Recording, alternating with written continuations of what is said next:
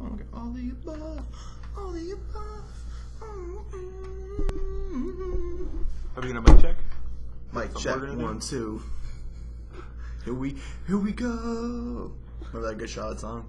Yeah. I do. It was a great song. Yeah. Look at the video of us checking the audio. Oh, hey. Prove it. I have a confession to make. I'm a believer. That's all that's going on YouTube, actually. It's just that. That's it. That's we got a confession. Kevin just slams the computer and runs.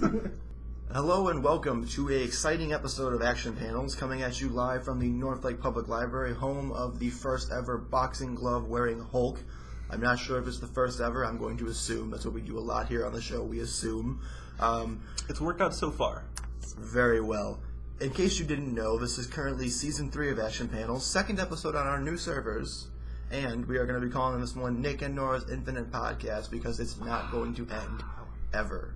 We are going to get old together, we are going to grow together, and we are going to die together. You two are literally going to go together when the beards touch. Well, that's why we're trying to keep them apart. There's a magnetic field. Why I didn't separate you two, I'm not sure, but... Okay, we're good to I go. really wish that cap wasn't on. I know, me too. Anyways, so we're coming at you, like I mentioned, from the North Lake Public Library, home of the new Hulk. If you're a long-time listener of Action Panels, you know that they had a project going on over the hot summer months called Project Hulk, where they were taking donations and having fundraisers to raise money for a whole slew of cool things. 3D printers. I know they got 3D printer, they got an iMac, they got a whole thing of Adobe Suite. 3D printers in here somewhere. But they got that, and they got like tablets for the 3D printer, all the software for it. But they lucked out and found a gym in California who sold them a Hulk. But actually, he donated it to him. They donated it, and he has boxing gloves. Yeah, there was a boxing gym, and the township in California didn't much like the statue, and saw that North Lake was trying to raise money to buy one, and they just gave it to us for free. And then I don't know the name of the company, but some private shipping company in Elk Grove Village, just a couple minutes from here, actually went out, drove out, picked it up, and drove it back for free as well. So it was totally free to the library. Mm-hmm. Or they were just mad that it wasn't authentic because Hulk never wore boxing gloves. He never did. They were probably continuity nerds. They were like, I don't remember when the Hulk wore boxing gloves. This is ridiculous. Get this out of here. Get this out of here. Bring back Impact Flex statues. I love that. Brian Posehn was talking about how even nerds did the nerd voice. Like, yeah. They're making fun of themselves at that point. They're the nerdiest people you could be, and you still use the nerd voice. It's what we do. It's what we do. We're self-deprecating nerds is what we are. It's a beautiful day out here. We're switching into the fall months, where which makes me happy, there's pumpkin everything. Pumpkin lube, condoms, pumpkin-flavored enemas, and if you're asking yourself, why would there be a pumpkin-flavored enema, you don't quite understand the joke I'm trying to make. So we'll move on from it. But I'm going to let my partners here explain that we had a little giveaway. This is one of the third giveaway that we've done in our short existence as a podcast, which just means we like giving stuff to you. So if you're not into the show, get into the show. We'll probably give you stuff. It's like the most pathetic form of bribery we could think of. And if you listened last week to Season 1, we announced the giveaway, in which we were giving away a prize pack including 7 Daniel Way Deadpool graphic novels. Well, no. It was 6 Daniel Way graphic novels and... Not really a giveaway, is it? No, it's more of a take these things we no longer want. But also included in the giveaway was a Funko Pop bobblehead of the lovely Crimson Assassin himself. And to enter this contest, you simply had to head over to cattywump.us/podcast. Very simple. Let us know what your favorite graphic novel was. All you had to do. And over the last 2 weeks, we received many entries. Many. But through a sort of a proverbial picking names out of a hat, which we could have done that. It's the same thing. Our winner is Mr. Eric Oliver, so congratulations, Eric Oliver. You won! You will be receiving a prize pack featuring the aforementioned graphic novels and the Funko Pop figure. And, more importantly, the pumpkin-flavored enemas. Yeah. They're not for consumption of the mouth. They're for consumption of the anus. That's the definition of an enema. Mm-hmm. We're defining a lot of words today. It's good. We're here to educate and inform. In a library. In a library. Thusly why we come from We're bringing back the books. We're bringing back the books, and we're bringing you the Hulk boxing gloves. We're bringing books to you, Eric Oliver. Something we did. Well, we're not, but the U.S. Postal Right. Service is. We're not using UPS. We would never. Too much money. It's a bad experience that I've had. This is a free podcast, guys. Yeah, you're getting a free gift. Come on. We didn't mention that we're missing a leg today. We're a three-legged donkey. There is no David Zucker here today. Yeah, we're a man down. He had a wedding to be at, which apparently love is more important than being a nerd, but Right. whatever that means, I don't know what love is. You just do what you're told. I just do what I'm told. There's a White Stripes reference coming at you. So I hate that I say a lot. I really mean, don't. it is what it is. I want to get rid of I that. think they're vocal pauses, is what it is. We're filling in gaps in our thinking process. I would literally just say all the time. I don't have a thinking process. It's just, There's nothing there. It's just whatever comes It's out. the monkey. Whatever comes out is whatever comes out. Similar to Pumpkin Animals. It's very similar to Pumpkin Animals. Whatever goes in. Deal with it. That's got a reason to be there, I suppose. But hopefully you enjoy your Deadpool. Eric. Oh god, this is gonna be a lot of editing. I do 2 times. 2 times. Oh shit. We told a joke. 2 times. Alright, let's do this. I carry around a hip hop chain just in case. Number 1 is in the world of movies. We've already discussed the terrible Batfleck fiasco that's been going on. Fiasco? I thought we all, other than you, had sort of thought it was fine at this point. No, I don't think anyone thinks it's fine still. I think we're kind of still hoping it'll be good, but we're kind of reserved in... Just like sort of accepted it, and it's like every moved other on. week something happens like this. It keeps getting bad. Well, this isn't like anywhere near official. This is Yeah. I should fucking have the script. They shouldn't know. They shouldn't even give it. They shouldn't have even humored him. But it also could be. I've heard the rumor that it's supposed to be a prank, but we'll tell you first. Justin Bieber on Instagram posted a picture of a Batman Superman script with the hashtag Robin, which makes me want to hashtag fucking throw up everywhere because why the shit would Justin Bieber, that little piece of shit, be we can Robin? die. Like. Some people are saying it's a college humor sketch, which would make it incredible and make me very happy because I don't want him to even be considered for the role of There's been Robin. a lot of great deception videos lately, like that. Like the Jimmy twerking Kimmel twerking video. video. Jimmy Yeah. Kimmel broke the internet. Like Yeah, he won. game over. Good job, Jimmy Kimmel. Everyone, it was a good run. We had some fun. We had some laughs. But game's over. It's time to accept Maybe it. they're trying to pull something like that with the IG photo. We'll move on. Video game news. We've got GTA 69. That's the number they're on, right? I believe it should be out today. If this episode goes up on Tuesday, like it should. The video segment might go up a little bit early, but We're speaking at you from the past you're probably not listening if it is into Tuesday. the future. And Grand Theft Auto 5 is coming out today, and it looks beyond incredible. But we have to wait a little while. They teased us with the online multiplayer. It's just going to be an MMO, basically. But that's not out till October 1st is the release date on the MMO. But It's like 2 weeks. I know. It's fine. it's gonna be good. I think they did it that way just because if they put out the online first, no one would play story mode, and they put a lot of time into the story Right. mode. So they don't want to just like give you the option to play the online right away because you would just totally abandon their game. You would just play the online. Oh, yeah. True. But there are a lot of people who just abandon the game anyways. They'll play a couple missions and be like, nah. I typically, my history with Grand Theft Auto has been I play till I have all the islands, and then I bail. My history with Grand Theft Auto is I've only beaten 3. Yeah. I've never beaten I any of normally the other I normally ones. play till I have all 4 or however many islands are unlocked. I know the mock-up maps for the new one show that the map's like 3 times bigger than real life Manhattan, and if you do a quick Instagram tag, a lot of people already have the game. A lot of people have gotten early copies of it. And How? Probably Send worked in us stores and they got them. There's the people selling them like $130 for just a straight game, not a special edition. I'll buy one off you. Yeah, Contact us. yeah. There's a lot. Oh, at this point, it'll be Tuesday and you can buy it at any store. By the time these people with the early copies have heard this, because I'll have it Monday at midnight. Well, we briefly mentioned before that the Flash was supposed to be appearing on Arrow. And there's some updates on that tidbit, Dan. Just, as mentioned, yeah, I mean, they wanted The Flash to be on Arrow, and they want a spin-off, potentially. They don't know how it's going to do. They're casting Grant Gustin.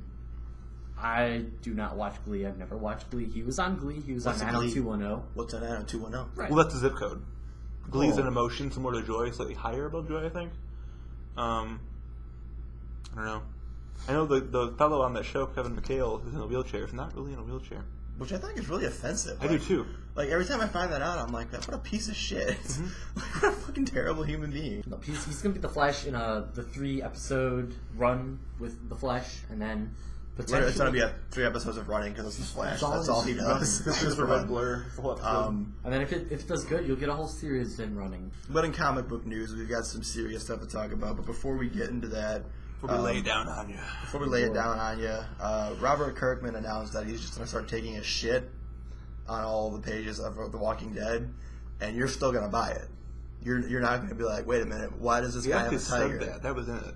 The important news I didn't tell you guys about. At my place of employment, we've been having a most anticipated TV show survey, and Walking Dead's in the head by 1%. 31% have voted for The Walking Dead. Well, to be fair, it automatically wins because everything else that people are obsessed with has already started. Breaking Bad's about to be over. Sons of Anarchy just started. Even all your comedies are back. Your Leagues, your Always Sunnies. New season of Wipeout. The new season of Wipeout. Bob Burger's not back yet. Wife Swappers. Bob Burger's from Wife Swappers. Dan's never seen Breaking Bad. Speaking of Breaking Bad, just going off with the guy who's never ever seen it but is trying to catch up. You haven't even started episode 1. You're not catching up yet. No, You have to start it. I just got the internet back. What? So Since 2008 when the show started? You just got it back? Go on. Well, anyway, Bob Odenkirk is getting a spin-off of Better Call Saul, which apparently he's the popular character on the show. I don't know. I've never seen it. I really hope David Cross shows up. He's the comedic relief in the show, essentially, if you've never seen Breaking Bad. If you haven't seen it, I don't know what the fuck you're doing in your life. He's the comedic relief. He plays a lawyer, and he is the fix-it man, and he's the comedic relief because you'll be going through a terribly depressing moment, which is essentially Breaking Bad. There's one terribly depressing moment with Saul Goodman occasionally making you laugh. Like I believe it's not so bad. I believe the quote to introduce him was, "You don't want a criminal lawyer, you want a criminal lawyer." It's kind of like, I'm not a businessman. I'm a business man. Jay-Z. I hate having this camera here because the only way I wanted to address it is points, and that's it. Like if we could do a montage, Podcast. if we could do a montage of points right now. You ever know that you're my hero? I love the fucking background music. Right. While we're on the topic of Breaking Bad, though, they just announced coming to you guys that they're doing the Blu-ray DVD bundle that you'll appreciate it more. You don't give a shit. It's coming in the barrels from season 5. So it's going to be coming in a big collectible barrel. From Home Depot. They're actually going to go get the actual barrels they use from Home Depot. Put the little tiny Blu-ray in there, and then you got to carry around this fucking barrel. But it's going to apparently have collectible coins. It's going to have a Los Plasma's apron. It's going to have a 2-hour documentary about the making of the show. It's going to have the alternative ending. Because they did film 2 endings, like I said. They filmed 2 endings. I don't know. On Blu-ray. They can't do that to me. They did it. They can't do that to me. Doing it. Because I think that the original script was written, and I think it leaked, and they wrote a second ending, and that's what we're going to see on TV. They can't do that to me.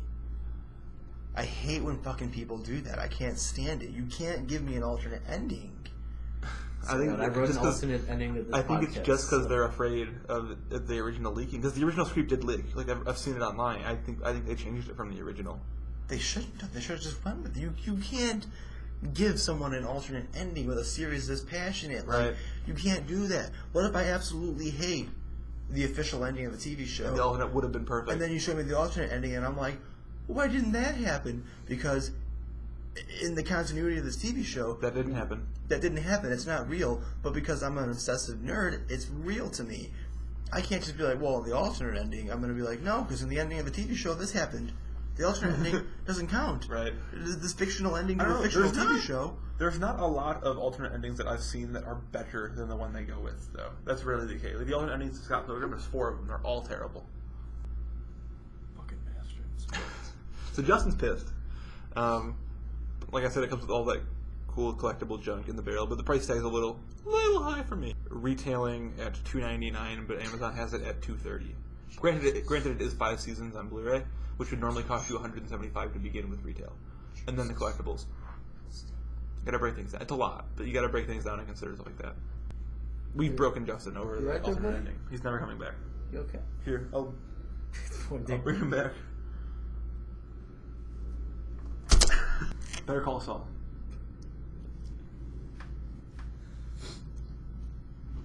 Does he look for me? Yeah, it's fine. Some comic news. DC's Comic complaints Comic is complaints. really what the segment should be called. Technically, we were already on comic book news, and somehow because Robert Kirkman. it's segued into it, but Kirkman's taking a shit on a page and you're buying it. It was The Walking Dead. That's what segued it. Walking Dead. But DC is I can't think of a better way to say it. Fucking up left and right. Does that work? That works. That's fine. That works. Yeah. Okay. The writing team of Batwoman, who are J.H. Williams III and W. Hayden Blackman, they announced that after issue 26 in December, they're done. They were writing a storyline where Batwoman finally marries her girlfriend, and DC fucking nixed it. And even though it was sort of laced in homophobia, they came up with some sort of bullshit excuse about not writing characters into big relationships. Though we can kill and create characters, we can't have them get married because So I don't know. That's wonderful that they're. I mean, doing that. big ups to them for quitting though. Yeah. I mean, granted, like I mentioned earlier off the air, a lot of DC writers seem to quit and protest, but it's a good move, because it's tough to get a job in comics, so that is quite a protest. I don't understand, besides the blatant homophobia, why DC would nix such a story. I mean, I could perhaps understand maybe not giving a minor character a permanent relationship, such as a marriage. Such a big change to the mythos of the character. But at the same time, they give Superman, Lois Lane. Granted, she's been there since the beginning. But you've also given Batman a wife and a child. That have both, at this point, left. Exactly. So what's the point of adding in a character? It's obviously just homophobia, or maybe they're too afraid to put their opinion out there. Like, hey, right? It could not necessarily marriage. be that they're against it. They could just simply be afraid of the comic community is generally rather sexist and conservative. the greater comic community white is not accepting white of male these things. comic community. So, but Marvel has been marrying people left and right. everybody's married.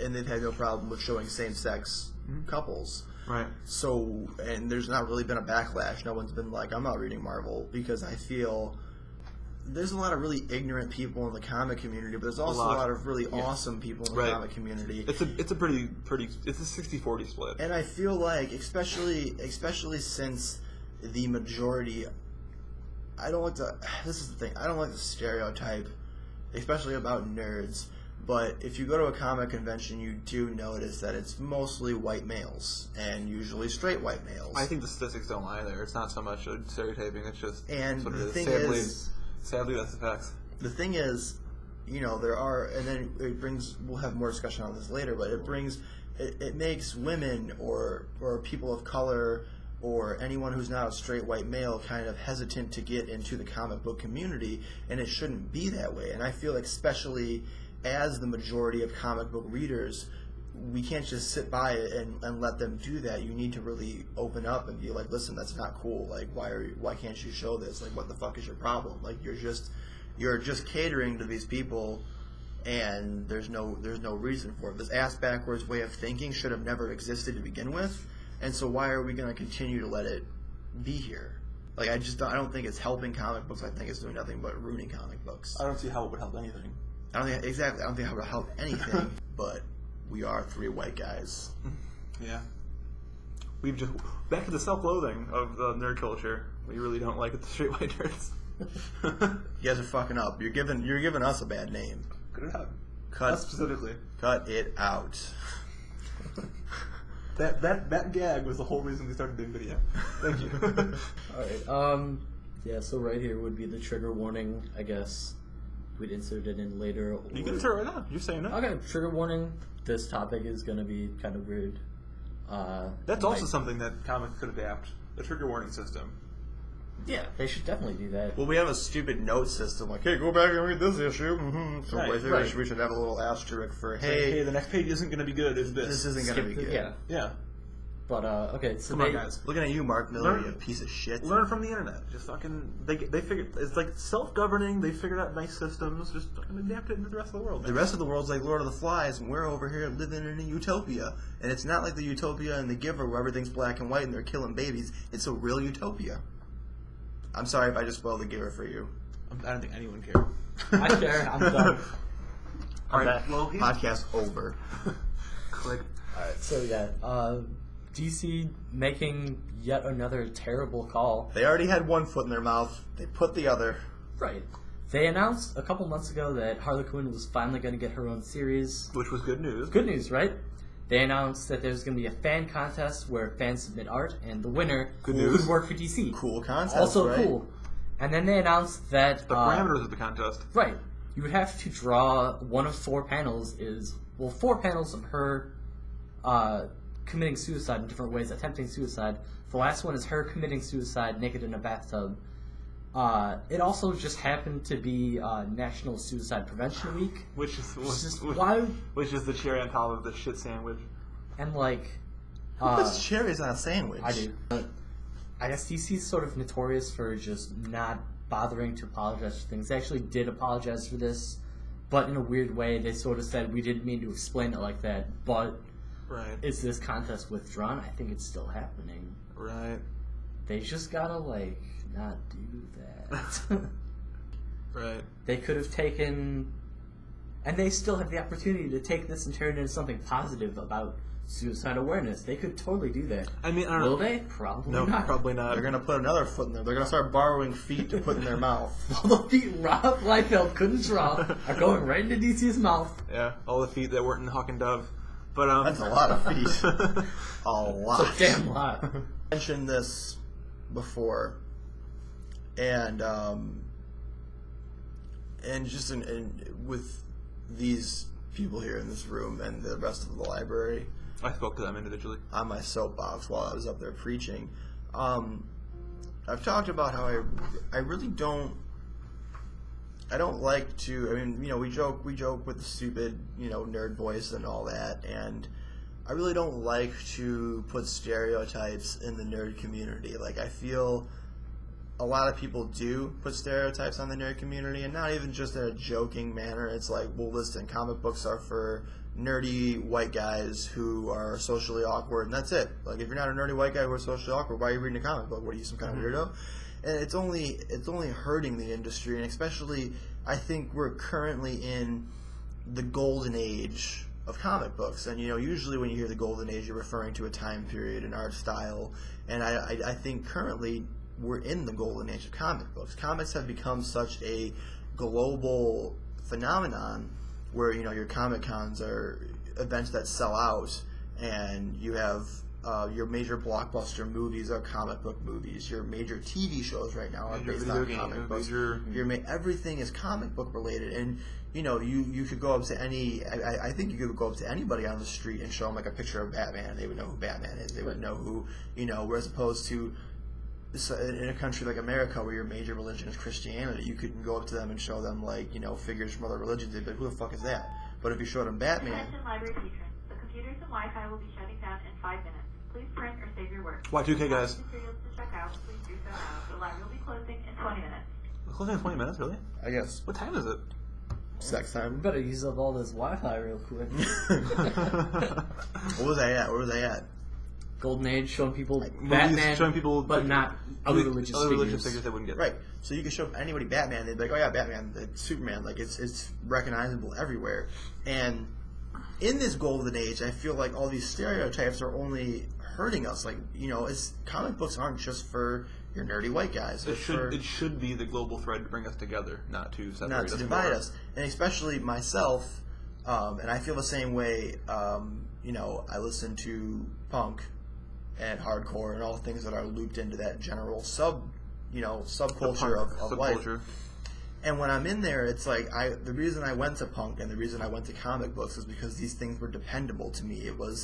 There was so many things in general pop culture that I didn't like, all the blatant homophobia, all the sexism, all the racism, all this just prejudiceness. There's just terrible things that I didn't like, and it was like, hey, here's comic books, here's punk, something that can be dependable for you, and something where there's a majority of people who feel like you, and it felt like home. It was like, hey, here's two things that I can turn into my life and go and feel better about, and then when you're in there, all of a sudden you start discovering that... Start noticing the same problems. It's infiltrated. You still get the racism, the homophobia, the sexism, the prejudiceness, and it's just like, how are you... Sexism in the punk community is so bad. How are you here? Like, what are you doing? Like, this is, and like I said, I don't like the stereotype, but I feel like the reason I went to comic books and punk rock is because it's like, I felt outcasted in other areas. I felt like I didn't belong in other areas. So when I came here, it was to feel comfort, and I feel like a lot of other people felt the same way. Like, hey,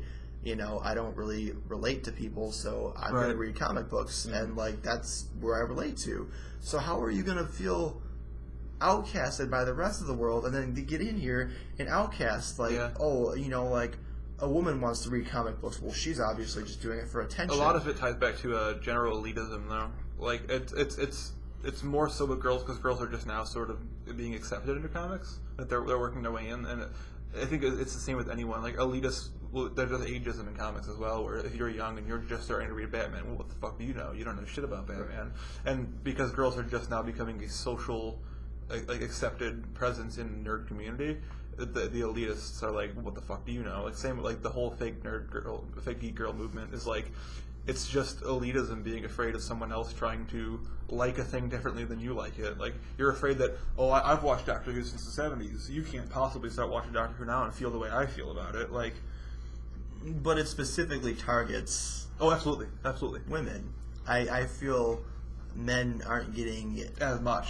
If barely any. It's more like for men it'd be like a whereas women it would be a 9-page blog about why you shouldn't be here. Right. I mean, like, there's definitely guys that get it, but girls, all the time, they have to deal with this. They have to deal with being quizzed. Like, you can't, name all 4 Robins, or name this writer. Hey, man, there's more than 4 Robins.